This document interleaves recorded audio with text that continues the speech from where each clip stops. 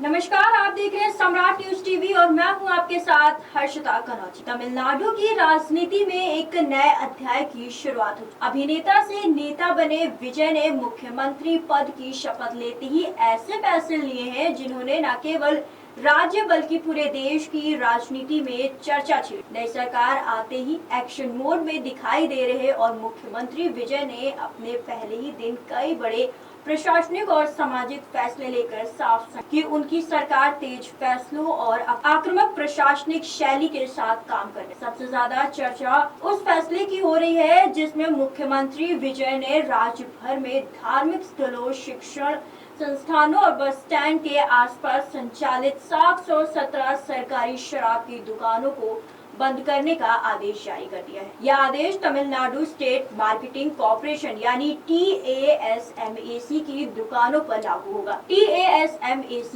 तमिलनाडु सरकार के अधीन संचालित वह संस्था है जिसके जरिए राज्य में शराब की बिक्री नियंत्रित। तमिलनाडु देश के उन राज्यों में शामिल है जहां शराब की बिक्री से सरकार को सबसे ज्यादा राजस्व प्राप्त। मुख्यमंत्री विजय ने मंगलवार को अधिकारियों को निर्देश दिए कि मंदिरों, मस्जिदों, चर्चों, स्कूलों, कॉलेजों और बस स्टैंड से 500 मीटर के दायरे में आने वाले सभी TASMAC दुकानों को अगले 2 सप्ताह के भीतर बंद किए जाए।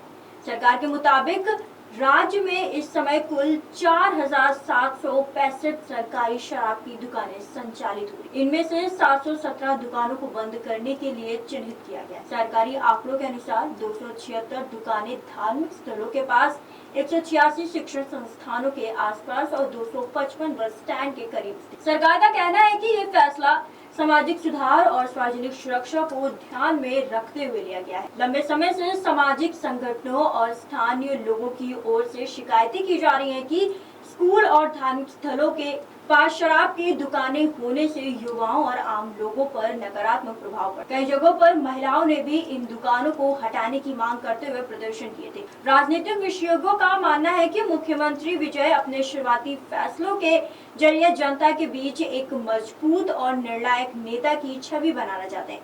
खास बात यह है कि उन्होंने ये फैसला शपथ लेने के कुछ घंटों के भीतर ही लिया, जिससे ये संदेश दिया गया कि नई सरकार प्रशासनिक स्तर पर तेजी से काम करना चाहती है।